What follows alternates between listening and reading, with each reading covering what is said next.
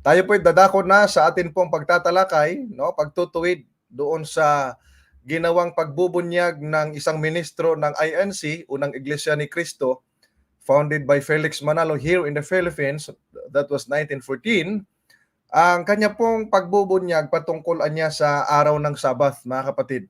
Hindi ko na sana tatalakayin ito, pero ito'y sinend ng mga kapatid para ang sabi ay linawin niya, no, mga minamahal, yung pong maling pagbubunyag. Dahil ito pong programa ng INC na ang pagbubunyag ay isa sa kanila pong binubunyagan niya, yung pong kamalian ng Seventh-day Adventist, sabi nila, ng pangingili ng Sabbath. Kaya yung kanilang program, ang pagbubunyag.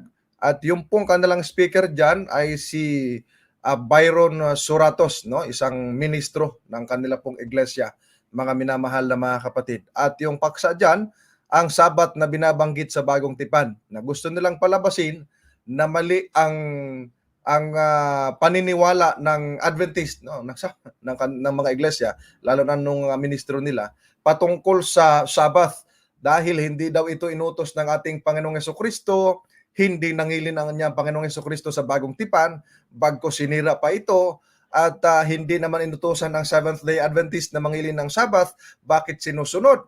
O nga naman, mga kapatid, sa dami ba naman ng samahan ngayon nagsilitawan sa buong mundo, even here in the Philippines, bakit ang Adventist lang o talagang ang Adventist lang o kung mayroon mang iba dyan na mga sanga, ay yun lamang, no, mga kapatid, kilala kasi ang Seventh-day Adventist na nangingilin ng Sabbath na tinatawag nating Sabado na ikapitong araw. Bakit nga naman yung iba ay mga minamahal, iba yung kanilang araw na ipinangingilin. Halimbawa, United Pentecostal Church, linggo. Katoliko, linggo din. Even the INC, no, mga kapatid. Bakit ang Adventist, tanging Seventh-day Adventist, ang kanilang kinokontra, mga minamahal, dahil nangingilin ng Sabbath. No? By the way, binabati ko yung friend ko na nanood, si Pastor Ronald Abaw, no? At thank you, Pastor, for watching, no, our program. Ito, defensor din ito natin. Marami din to mga references na ginagamit niya para to fight, no, against, to defend, no, sa ating doktrina against our friends na ibang paniniwala. Binabati rin natin, no, si Pastor Chris Cuadera. Ayan, mga district pastor natin ito.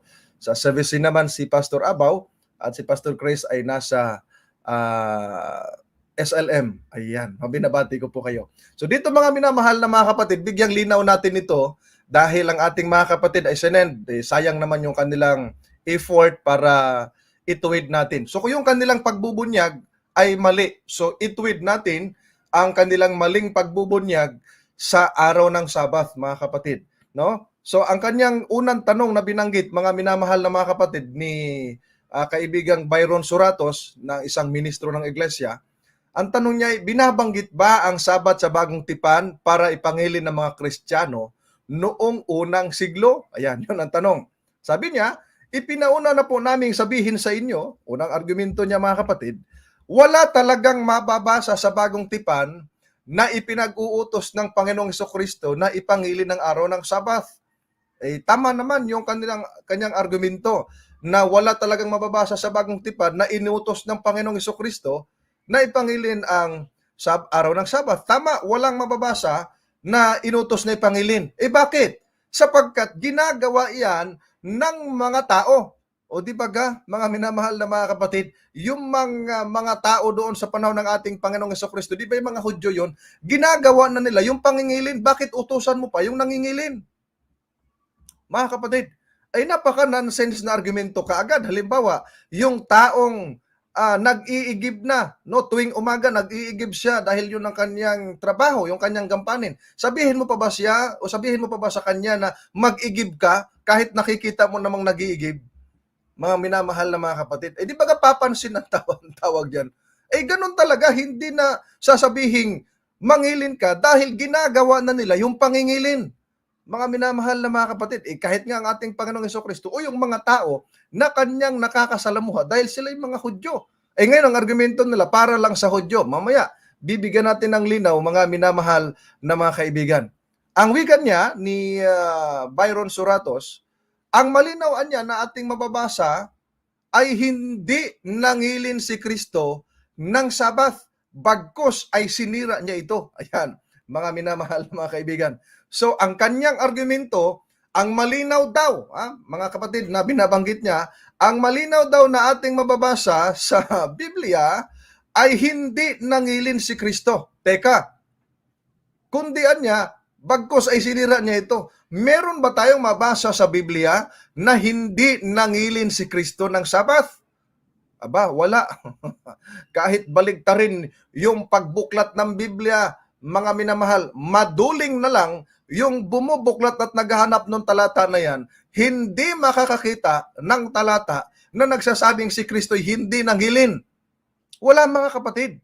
Ang sabi niya, ang malinaw daw na mababasa ay hindi nangilin si Kristo ng Sabat, kundi bagkus sinira niya ito.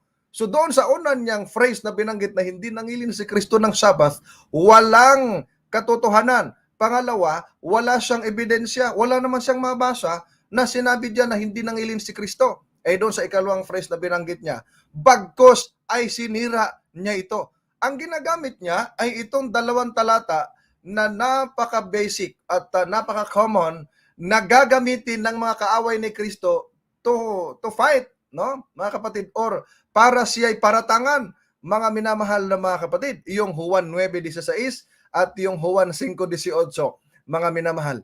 So, dito nakikita natin, mga kapatid, na dito pa lang sa argumento nila, hindi na nga sila kakampi ni Kristo. Bakit? Kasi itong 9:16 at 5:18 ng Juan, hindi naman si Kristo ang nagsabing sinira niya ang Sabath, kundi yung mga kaaway ni Kristo.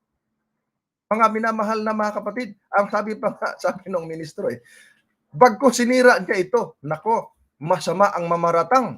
Mga minamahal na mga kapatid, masama ang mamaratang. Exodo 20:16, huwag kang magsasaksi ng kasinungalingan, mga minamahal mga kapatid. O di ba ga? Ngayon, meron bang sinabi si Kristo na sinira niya ang araw ng Sabat? Wala. Manapa ang sinabi ng ating Panginoong Jesucristo sa 5:17 ng Mateo, hindi siya pumarito para sirain, kundi upang tuparin. Naku, ang ating Panginoong Jesucristo pala, masunurin, hindi maninira, hindi lumalabag, mga minamahal na mga kapatid. Ngayon, para makita natin, to be fair naman sa kanila, yung ginagamit nilang talata, mga minamahal, ay itong Juan 9:16 at 5:18. Ilabas nga natin sa screen na tinan para mabigyan natin ng linaw. Ayan. Sabi diyan sa 9:16 ng Juan, ang ilan nga sa mga Fariseo ay nangagsabi, ang taong ito'y hindi galing sa Diyos, sapagkat hindi nangilin sa Sabath. Datapwat sinasabi ng mga iba, paano bagang makagagawa ng gayong mga tanda ang isang taong makasalanan at nagkaroon ng pagkabahabahagi sa gitna nila? Ayan, mga kapatid. Sa talatang iyan, unahin natin yan, bago yung 5:18, ang talata na ginamit nila, yung palang nagsabi, mga kapatid, na hindi nangilin si Kristo ng Sabat ay mga Fariseo, mga minamahal. Hindi si Kristo, mga kapatid. Hindi pala si Kristo, kundi mga Fariseo. Sino ba yung nangatake kay Kristo? O di ba kaaway ni Kristo, mga minamahal na mga kapatid? O di ba? Kung susundan natin yung kanilang argumento, hindi pumasa na gagamitin yung 9:16. Abay, bakit? Dahil ang mga Fariseo pala dyan, nagalit sa ating Panginoong Jesucristo na naghahanap ng butas sa Kanya, ang siyang nagsabi, ang taong ito'y hindi galing sa Diyos dahil hindi nangilin ng Sabath. Ang nagsalita niyan, kaaway ni Kristo. Ibig bang sabihin, itong mga taong ito, halimbawa itong mga iglesia na kasama itong si Byron Suratos na kaibigan natin, ay kampi sa kaaway ni Kristo? Saan ba tayo maniniwala? Kay Kristo o doon sa kaaway ni Kristo? O dyan, mga kapatid, mag-iisip-isip po tayo dyan. O, mga minamahal. Ang nagsalita dyan, kaaway ni Kristo. Pag naniniwala ka sa sinasabi ng kaaway ni Kristo na si Kristo hindi nangilin ng Sabat, ibig sabihin, hindi ka kakampi ni Kristo. Kakampi ka doon sa kaaway niya. O, di ba nga, mga minamahal na mga kapatid? O, ito pa. 5:18 ng Juan. Tidan. Sabi dyan sa 5:18 ng Juan, Dahil dito nga'y lalong pinagsikapan ng mga Hudyo na siya'y patayin, sapagkat hindi lamang sinira ang araw ng Sabat, kundi tinatawag din naman na kanyang sariling ama ang Diyos na siya'y nakikipantay sa Diyos. O dito mga minamahal na mga kapatid, o ito na naman, sasabihin na naman nila, di ba si Juan ang nagsulat niyan? Tama, pero ikwinento ni Juan kung bakit gustong patayin ng mga Hudyo ang Panginoong Hesukristo. Ano ang rason? Di ba? Nagtatanong, bakit daw gustong patayin? Kasi daw, isinira yung Sabat. O, ang sabi diyan, hindi lamang sinira ang araw ng Sabat, kundi tinatawag din naman yung kanyang sariling ama, ang Diyos. O, di ba mga kapatid? O, titingnan natin. Mali ba, mga kapatid, na sabihin ni Kristo na kanyang sariling ama ang Diyos? Tama. Pero pagkaparatangan mo si Kristo, hindi nangilin o di kaya sinira ang araw ng Sabat, magulos dili kayo. Dahil ang ating Panginoong Hesukristo, pumarito siya, hindi para sirain, kundi para tuparin, mga kapatid. Pinapakita pa nga dyan yung pagiging masunurin ni Kristo. Tingnan natin, yung pong mga Hudyo na gustong pumatay sa ating Panginoong Hesukristo, yun na naman yung kanilang kinakampihan at pinaniniwalaan, mga minamahal na mga kapatid. O, di ba ka? Kaya dito, hindi pumasa yung kanilang mga talatang ginagamit sa bagong tipan para pasubalian at kontrahin yung pong aral patungkol sa araw ng Sabath. Mga minamahal na mga kapatid, bakit? Kasi ang kanila pong kinakampihan, hindi naman si Kristo. Pero ang pangalan ng kanilang simbahan, Iglesia ni Kristo. Mga minamahal na mga kapatid. Dapat masunurin kasi you are claiming and then dala-dala nyo yung pong pangalan ni Kristo dapat makitaan ng pagiging masunurin, mga kapatid. Di ba ka? Kasi ang sabi ni Kristo, if you love me, keep my commandments. Ang problema, wala namang pagsunod na ginagawa, mga kapatid. Kaya nga ang sabi pa niya rito hindi rin po mababasa na ang mga apostol ay nagturong dapat itong ipangilin. Bakit magturo? Kahit ang mga apostol nangingilin Mga Hudyo yan, mga kapatid. Mga minamahal, mga Hudyo yan. Sabi pa niya, manapa pinag-utos pa ni Apostol Pablo na huwag nang pasakop sa anumang tuntunin. Ang ginamit niya, mga kapatid, ang ginamit niya, Colosas 2:16. O, kita niyo mga kapatid. Ginamit niya, Colosas 2:16. Iyon ang mga common na mga verses na ginagamit nila na akala nila ay makakalusot, mga minamahal na mga kapatid. Di ba ka?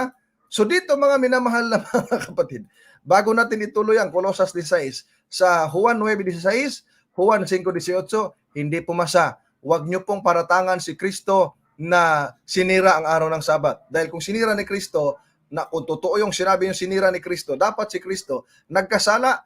Pero sa unang Pedro 2:22, si Kristo walang kasalanan Mga minamahal na mga kapatid, si Kristo walang kasalanan, mga minamahal, dahil siya ay naging masunurin. Ngayon, dadako tayo doon sa binanggit niya na itinuro pa daw ni Apostol Pablo na pinag-uutos ni Apostol Pablo na huwag nang pasakop sa mga tuntunin.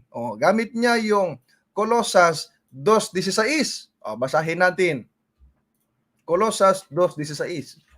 Sabi diyan, mga kapatid, Sino man nga ay huwag humatol sa inyo tungkol sa pagkain o sa pag-inom o tungkol sa kapistahan o sa bagong buwan o araw ng Sabath. Yan. Tinapos na, mga kapatid. Tapos sabihin niya, ay ipinag-uutos ni Apostol Pablo na huwag nang pasakop sa tuntunin.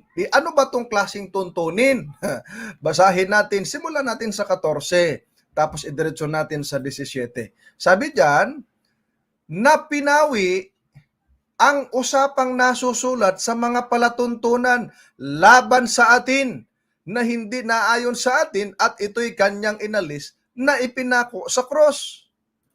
Pagkasamsam sa mga pamunuan, 15 mo natin wag mo na 17.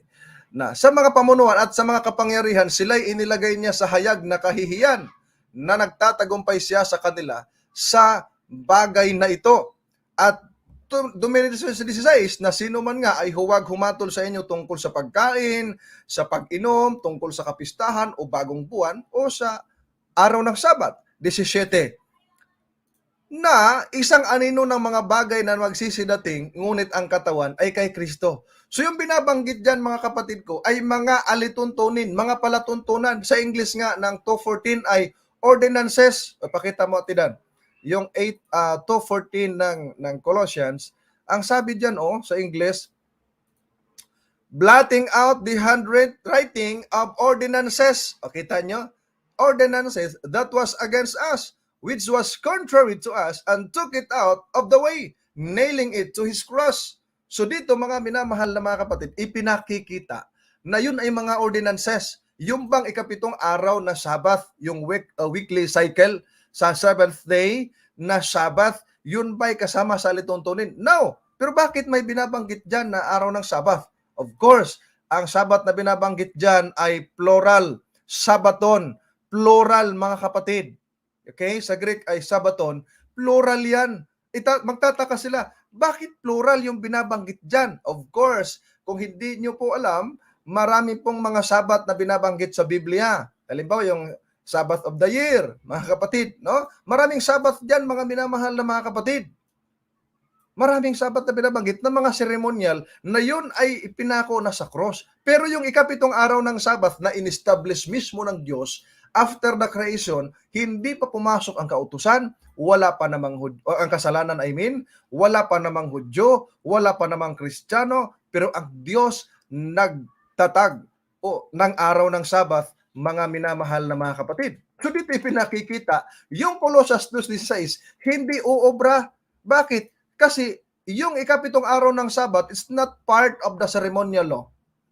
Okay? Kundi yung mga alituntunin lamang, mga kapatid. Kaya nga, ayon po sa komentary ni Albert Barnes, hindi ito Seventh-day Adventist, sa Colossians 2:16, ay may binabanggit siya, mga kapatid, na ganito. Basahin na lang natin. Ang sabi niya sa Colossians 2:16, para maliwanag, para fair, ang sabi dito, or of the Sabbath days. Yan. Greek of the Sabbath. Bakit plural? Tama. Kasi hindi yan isang Sabbath lang. Maraming Sabbath sa Biblia na mga seremonyal.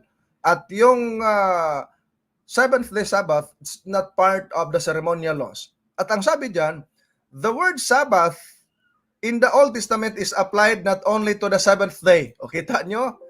But to all the days of holy rest that were observed by the Jews. So yung salitang Sabbath, mga kapatid, ay hindi sa Old Testament, hindi lamang aplikante o apply doon sa ikapitong araw na Sabbath, kundi sa mga araw na banal na kanilang ino-observe ng mga Hudyo. Halimbawa, ang sabi dito, particularly, mga kapatid, to the beginning and close of their great festivals o yung mga kapistahan nila. There is doubtless reference to the days in this place. Since the word is used in the plural number, kita nyo, sabi ni Albert Barnes, in a plural number, and the apostle does not, kita nyo, and the apostle does not refer particularly to the Sabbath properly so called, yung ikapitong araw. Kaya ang sabi niya sa kasunod, there is no evidence from this passage that he would teach that there was no obligation to observe any holy time. For there is no the slightest reason to believe that he meant to teach that one of the 10 commandments had ceased to be binding on mankind. O kita nyo, hindi ito Seventh-day Adventist.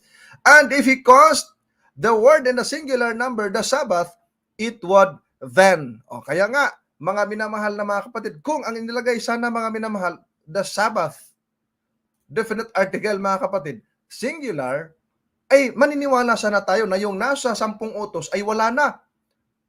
Kaso hindi, plural refers to the festivals, mga kapatid, yung mga ceremonial Sabbath na binabanggit. At ang sabi rito, mga minamahal, of course, have been clear that he meant to teach that the commandment had ceased to be binding and the Sabbath was no longer to be observed. Dapat ganun sana ang mangyayari kung yung the Sabbath na ikapitong araw ang binabanggit doon.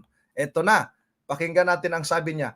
But the use of the term in the plural number, kaya nga plural yung Sabbath na binabanggit doon, and the connection show that he had his eye on the great number of days which were observed by the Hebrews as festivals, mga minamahal na mga kapatid, as a part of their ceremonial and typical law. So nakita nyo yung ceremonial and typical law doon sa plural number na binabanggit, that great numbers na binabanggit that were observed by the Jews, by the Hebrews, as their festivals, mga kapatid. Ang sabi dito, and not to the moral law, ayan, or the 10 commandments. No part of the moral law, no one of the 10 commandments could be spoken as a shadow of good things to come. These commandments are from the nature of moral law of perpetual and universal obligation. Ayan mga kapatid. So doon pala sa Colossians 2:16, tama yung Greek na ang pagkasunod ay Sabaton na ito'y plural dahil it is refers, mga kapatid, doon sa mga ceremonial laws, mga minamahal, na mga ceremonial Sabbath. Hindi pala kasama dyan ang moral law o yung 10 commandments, sabi ni Albert Barnes, at walang part sa moral law o doon sa 10 commandments na binabanggit o tinutukoy na shadow of good things to come. Hindi pala anino sa darating itong 10 commandments, mga kapatid. No? Hindi pala. So mali yung kanilang paggamit ng mga ni kapatid na kaibigang Byron Suratos na ipinag-utos ni Apostol Pablo na huwag nang pasakop sa tuntunin na ang tinutukoy ni kapatid na Byron ay yung Sabbath. Pero iba yung tinutukoy ni Apostol Pablo. Same kayo na ginamit ng talata, magkaiba kayo ng pinapatungkulan. Mga minamahal na mga kapatid, naalala ko tuloy yung napanood kong pelikula, mga kapatid, no? Noong ang kanila pong leader ay nagtawag ng pangalan, ang tinawag na apelyido ay habang naka-formation itong mga kadete, mga kapatid, mga kadete, ay nung tinawag na ang pangalan Christine, tapos ang apelyido ay biglang dapa. Sabi doon, biglang dapa. Uy, dumapa lahat mga kapatid, mga kadete, biglang dapa. Christine. Oh, di nakadapa lahat. Yung hindi dumapa, ay yung tinawag. O ba't kayo dumapa? Sabi mo sir, biglang dapa. Hindi, tinatawag kong apelyido. O kita nyo mga kapatid, magkaiba yung yung term na biglang dapa, apelyido pala, ay ang ginawa ng tao, dumapa, mga kapatid. Sabi ni Apostol Pablo, huwag nang pasakop sa mga alituntunin. Nung malaman na lituntunin, binanggit yung Sabat, yung mga nakarinig na Sabat, yung alam nila ay 7 araw lang, bigla kaagad hindi naghili ng 7 araw. Ang problema, hindi naman nila nalaman na mayroon palang mga ceremonial Sabbath. Yun ang nangyari, mga minamahal na mga kapatid. Ngayon, tuloy tayo dahil hindi pumasa yung talatang ginamit nila. Kaya doon sa mga nanonood na mga Adventist ngayon, wala sanang Adventist na matatag na unawaan ang doktrina ng Diyos na malaman-laman natin na naging INC na, mga kapatid. Dating si Jesus Christ na great God ang Savior, biglang naging tao lang ang kanyang Savior. Mali yan, mga kapatid. Ngayon, ang sabi noong kaibigang Byron Suratos, kanino lamang ba inutos ng Diyos ang pangingili ng araw ng Sabbath? Ayan, yun ang kanyang tanong. Kanino lamang? Ayan, nandiyan yung term na lamang, mga kapatid. Kanino lang anya iniutos? Basahin natin ang Exodo 31:14 at 16. Ito ang gusto niyang sabihin. Sabi niya, ito yung kinote niya, mga kapatid. Inyong ipangingilin ang Sabat nga sapagkat Yahweh pangilin sa inyo. Bawat lumapastangan ay walang pagsalang papatayin, sapagkat sino mang gumawa ng anumang gawa sa araw na yaon ay ihihiwalay ang taong yaon sa kanyang bayan. Verse 16. Sabi diyan, kaya ang mga anak ni Israel ay mangingilin ng Sabat, natuto pa rin ang Sabat sa buong panahon ng kanilang mga lahi na pinakapalaging tipan. So dito sa kanyang tanong, mga minamahal na mga kapatid, ay kanino lamang? Wala namang sinabi diyan, nasa Israel lamang. Wala namang sinasabi. Natural lamang na naturalmente nasasabihin at ni Moises na sa mga anak ni Israel, dahil ito yung unang bayan na pinili ng Diyos na maging halimbawa sa buong sanlibutan, mga kapatid. Ngayon, ang sabi niya, mga kapatid, sa kanyang follow-up na argument, bakit po ipinag-utos na ipangilin sa Israel? Sabi niya, ay ginamit niya yung Deuteronomio 5:15, mga minamahal. No, ginamit niya yung Deuteronomio 5:15 dahil doon sa Exodo 31, 14 at 16, wala namang mababasa doon na sa Israel lamang. At wala rin pong mababasa doon, mga kapatid, na hindi pwedeng mangilin ang hindi Israelita, mga kapatid. Ginamit niya ngayon yung 5:15 ng Deuteronomio. Basahin natin.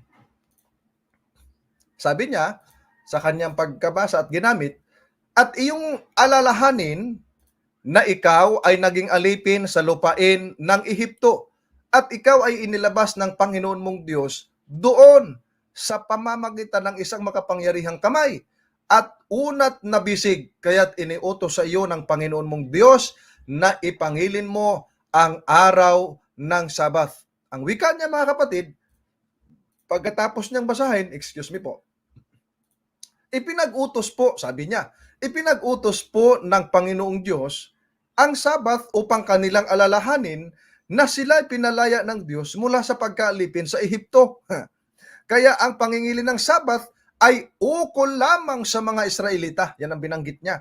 At sa kanilang kapanahunan lamang. Hindi na po ito saklaw sa panahong Kristiyano. Ayan. Yan ang ginamit niya, mga kapatid. Kaya lamang, doon sa talatang binanggit niya, wala naman doon na yung Sabath ukol lamang sa Israel. Wala. Ang problema, dinagdagan nung kaibigan nating ito. Wala namang binanggit dyan na yung Sabath ukol lamang o para lamang sa Israel. Wala, mga kapatid. Ba't sinabi niya ukol lamang sa mga Israelita? That is his conclusion. No, mga kapatid. Wala sa banal na kasulatan. Ngayon, mga minamahal na mga kapatid, totoo ba na yung Sabath ay sign of redemption lamang, mga kapatid?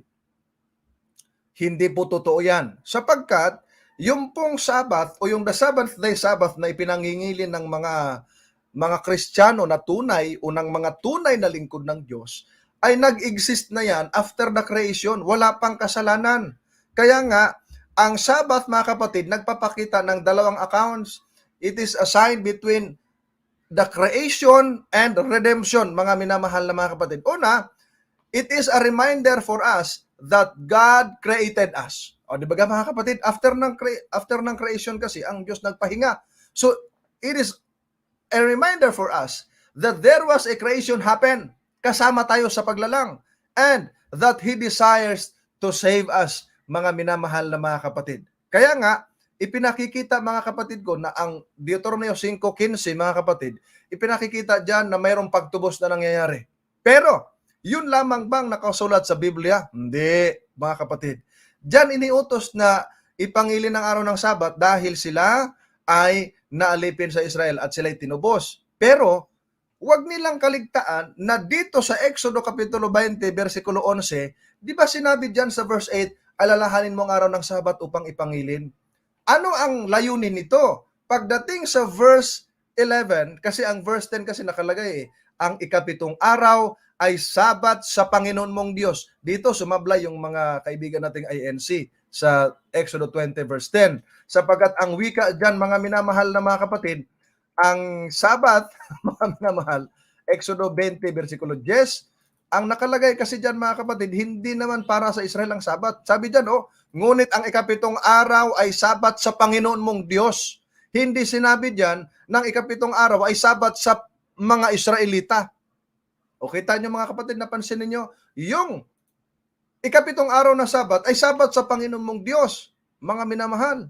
And pagdating sa verse 11, ano ang sinasabi dyan? Verse 11, sapagkat sa 6 na araw ay ginawa ng Panginoon ang langit at lupa, ang dagat at lahat ng nangaroon, at nagpahinga sa ikapitong araw na anupat pinagpala ng Panginoon ang araw ng Sabat at pinakabanal.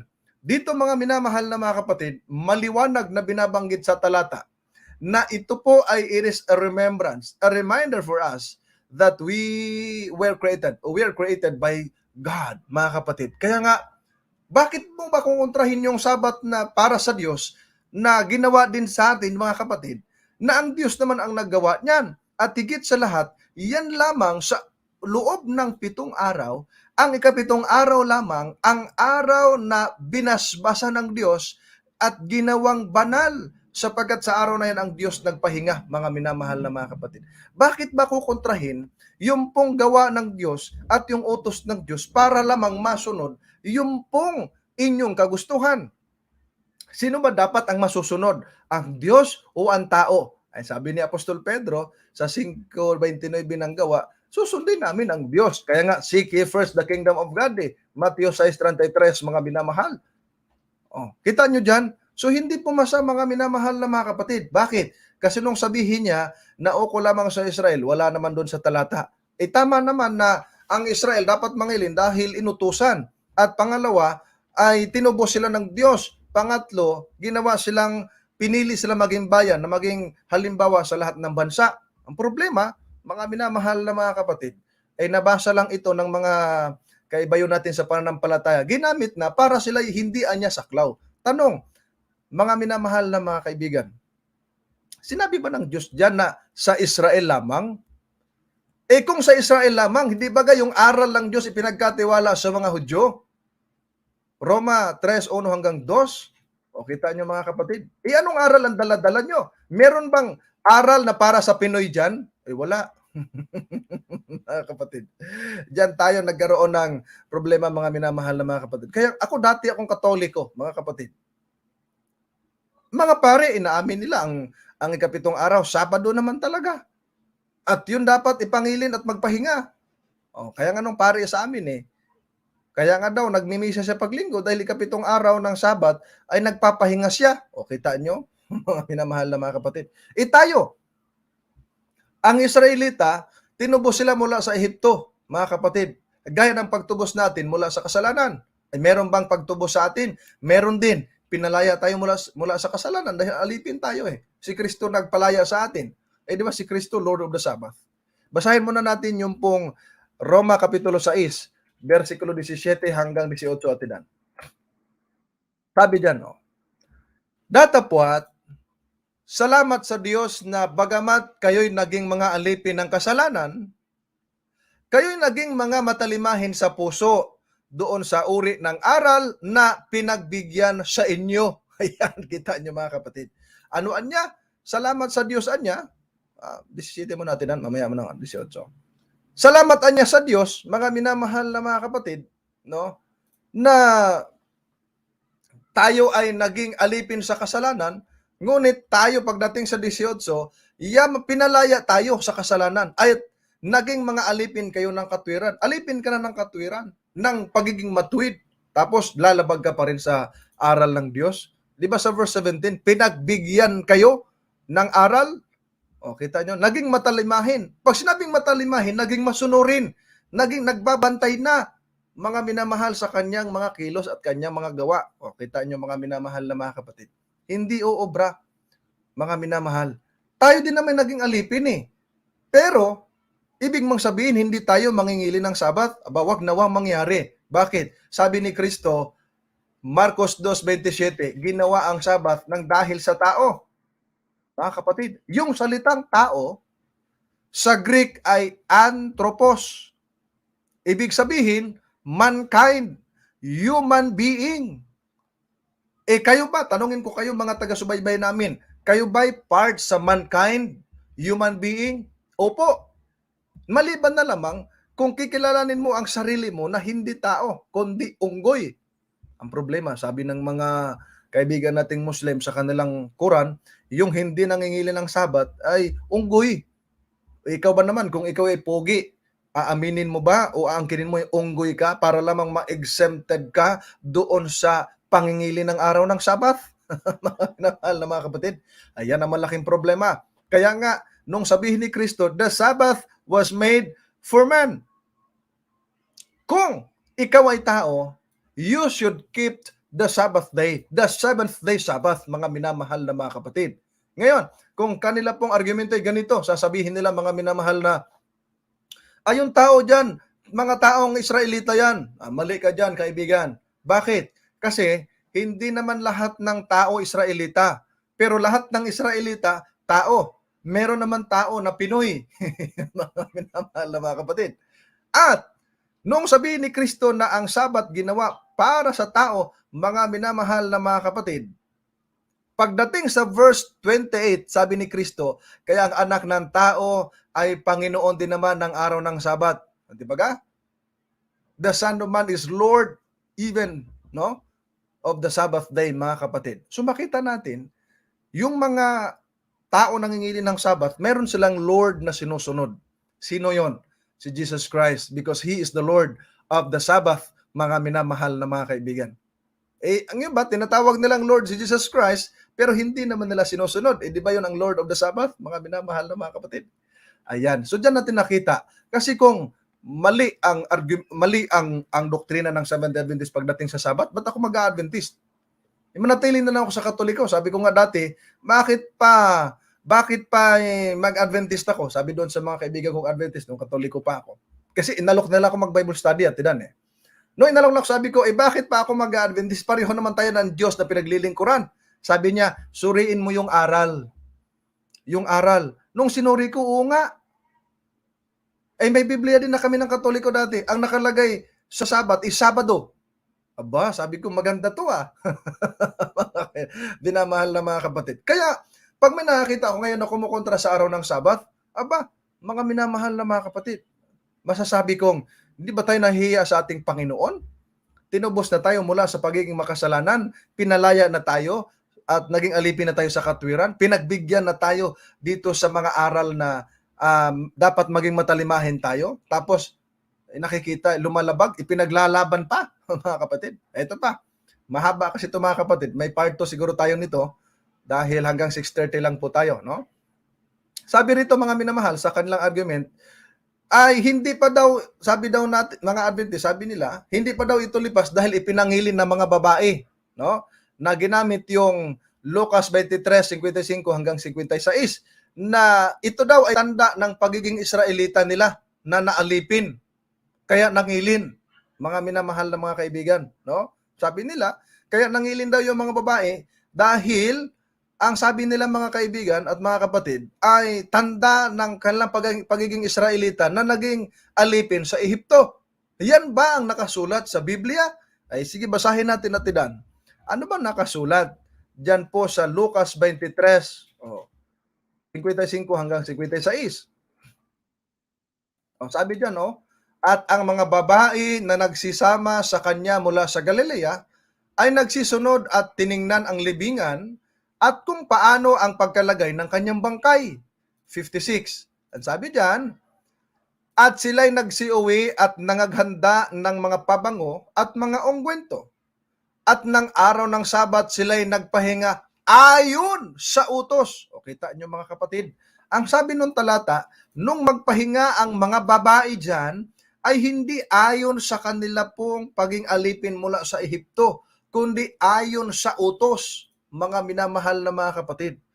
Bakit ba naman nating lagyan ng paliwanag dyan o nila na nagpahinga daw ang mga babae dyan dahil ito'y tanda ng kanilang pagkaalipin doon sa Ehipto? Mali. Ang sabi ng talata, ayon sa utos, hindi ayon sa kanilang pagkaalipin, mga minamahal na mga kapatid. At sa time na yan, si Kristo patay na, mga minamahal na mga kapatid, no? Kaya nga, nagpahinga sila, nailibing si Kristo dyan, mga minamahal na mga kapatid. Kaya ang sagot dyan, nagpahinga yung mga kababaihan dahil sila'y nagsisunod sa utos, hindi sa sinabing sila naging alipin sa Ehipto. Ngayon, may tanong sila mga kaibigan, sinang-ayunan ba niya ni Apostol Pablo na mangilin o sinang-ayunan ba ni Pablo ang nangingilin ng araw at buwan? Ayan ang binabanggit nila. Ang binasa nila ay itong nandito sa Galacia, mga kapatid, Kapitulo 4, versikulo 10. Ayan, no? Sabi nila diyan, 9 hanggang 11 pala tinan, no? Sabi diyan sa verse 9, datapwat ngayon yamang nakikilala na ninyo ang Diyos, o ang lalong mabuting sabihin, kayo'y nangakikilala ng Diyos. Bakit muling nangagbabalik kayo doon sa mahihina at walang bisang mga pasimulang aral? na sa mga yaoy na ninanasa ninyong magbalik sa pagkaalipin. Verse 10, sabi diyan, ipinangingilan ninyo ang mga araw at mga buwan at mga panahon at mga taon. Verse 11, ako'y natatakot tungkol sa inyo.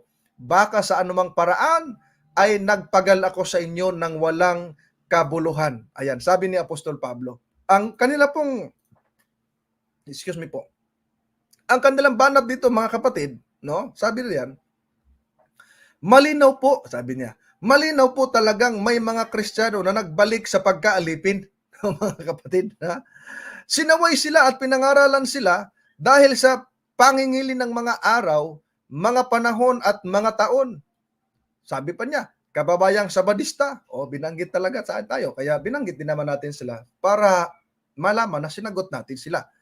Kababayang Sabadista, sana maunawaan po ninyo na ang pangingilin po ng araw, gaya ng pangingilin ng araw ng Sabath, yan po ay walang bisang panimulang aral sa panahong Kristiyano. Ayan, nasabi nila mga minamahal na mga kapatid.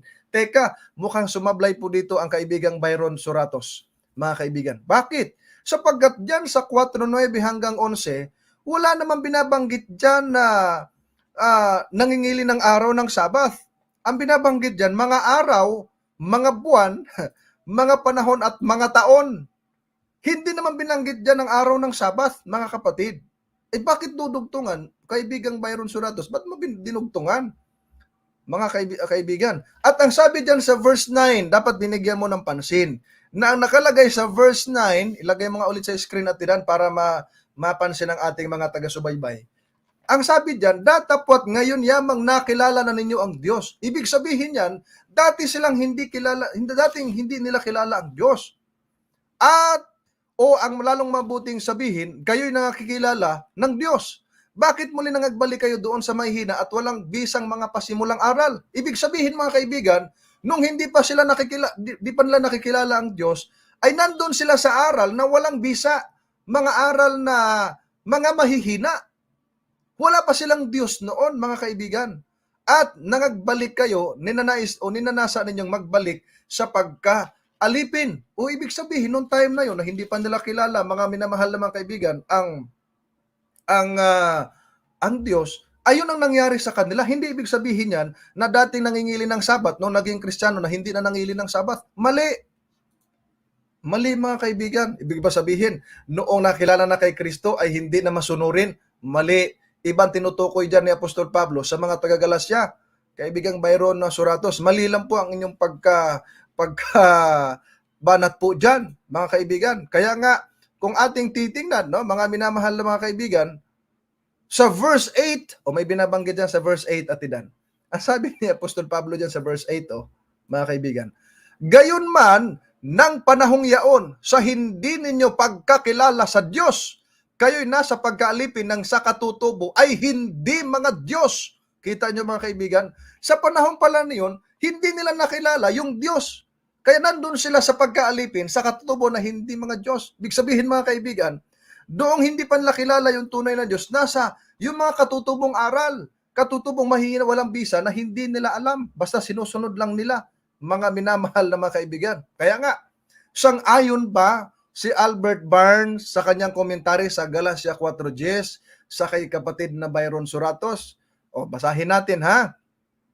Basahin natin kung sang-ayon ba sa Galatia 4:10 doon sa paliwanag niya. Kasi sinabi niya na kababayang Sabadista, binanggit niya, no? Kababayang Sabadista, sana maunawaan po ninyo na ang pangingili ng araw na gaya ng pangingili ng araw ng Sabath, yan po'y walang bisang panimulang aral sa panahong Kristiyano. Mali. Na twist ni kaibigang Byron. Na tinwist na yung nakalagay. Wala naman doon na pangingili ng araw ng Sabath. Yung ikapitong araw. Wala doon. No? Ngayon, balikan natin si Albert Barnes. Doon sa binanggit na days. Ayan. Yung days na binabanggit dyan. Sabi rito, the days here referred to are doubtless the days of the Jewish festivals. They had numerous days of such observances, and in addition to those specified in the Old Testament, the Jews had added many others as the days commemorative of destruction and rebuilding of the temple and of other important events in their history. Hindi binanggit diyan yung seventh day Sabbath ni Albert Barnes. Ngayon, pagdating dito sa next na binanggit ni Albert Barnes, ang sabi ni Albert Barnes dito mga kaibigan, it is not a fair interpretation of this to suppose that the apostles refers to the Sabbath o the Apostle Paul. Hindi niya patas na interpretasyon kapag itutukoy ito sa araw ng Sabbath. Properly so called, sabi niya.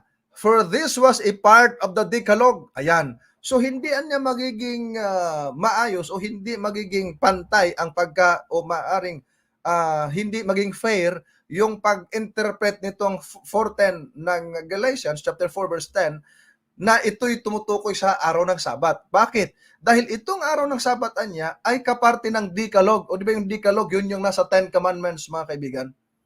At ang sabi pa rito ni Albert Barnes, and was observed by the Savior Himself and by the apostles also.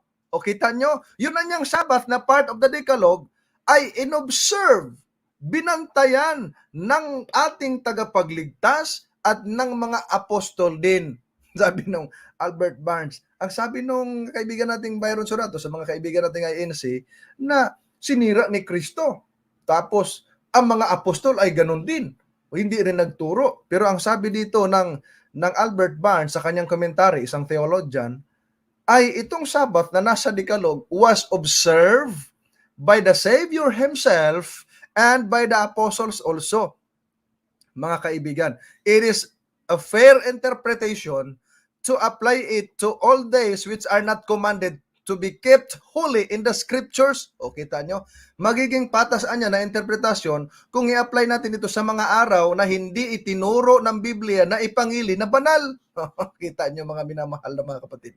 Kaya dito, ipinakikita, no, mga minamahal na mga kapatid. Halimbawa, ang sabi dito ni Albert Barnes, it is a fair interpretation and hence the passage as applicable to the observance of saints' days and days in honor of particular events in sacred history as to the days observed by the Galatians, mga kaibigan. Yun pala.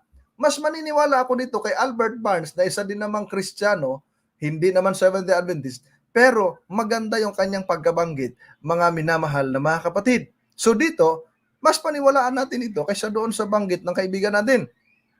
Mga minamahal na mga kapatid. Kaya nga, doon sa month, di ba, may buwan na binabanggit dito. Ito yung festivals of the new moon kept by the Jews.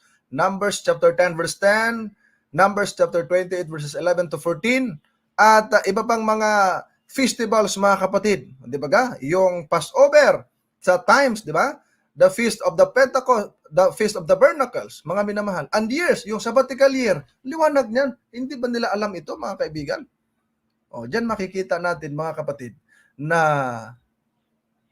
hindi nga nila naunawaan yung kaibahan ng mga Sabat na binabanggit sa Biblia. Kaya nga sabi rito niya, yan ang dahilan kaya nagbilin si Pablo na huwag nang pasakop sa araw ng Sabat sa Colosas 2:16. Sinagot na natin kanina na yung araw ng Sabat doon, plural yun. Tumutuko yun sa mga ceremonials. Yung binanggit dito ni Albert Barnes, month, yung year, sabbatical year, may festivals of the new moons. O, hindi nila alam ito, mga kapatid. Mabuti na lang naging Adventist tayo dahil ang Diyos naging mabuti sa bawat isa sa atin, mga minamahal na mga kapatid. Dito pa lang, no, mga minamahal na mga kapatid, ay hindi na makalusot sila sa kanilang argumento. Kaya nga, mga minamahal na mga kapatid, ang bagong tipan, maliwanag na may mga apostol pa rin dyan na siguro bukas, no, sa ating part 2, dahil mabilis ang oras, may mga apostol dyan, may mga Kristiyanong converted from the Israel, from the Jews, and from the Gentiles, ay nagsasamang nag-worship sa Diyos on the Sabbath day. Basahin natin yung bukas, and even Apostle Paul, mga kaibigan. Kaya dito, makikita natin na pagdating sa tamang aral, pagdating sa aral na matibay, ang doktrina ay very biblical, ay makikita natin yan sa Seventh-day Adventist, mga minamahal na mga kapatid. Kaya dito sa part 1 ay wala pong pumasa doon sa mga talatang ginamit ng kaibigang Byron Sorato sa kanyang pagbubunyag sa araw ng Sabat sa Bagong Tipan. Mali ang kanyang pagbubunyag, kaya atin pong itinawid at atin pong nilinaw, lalo na yung mga talata na kanyang binabanggit para ma-expound natin at para po mabigyan natin ng klarong pagpapaliwanag, mga minamahal na mga kaibigan. So dyan lang po muna tayo sa ating part 1 at bukas ituloy natin hanggang part 2 para po ay mas maliwanagan pa tayo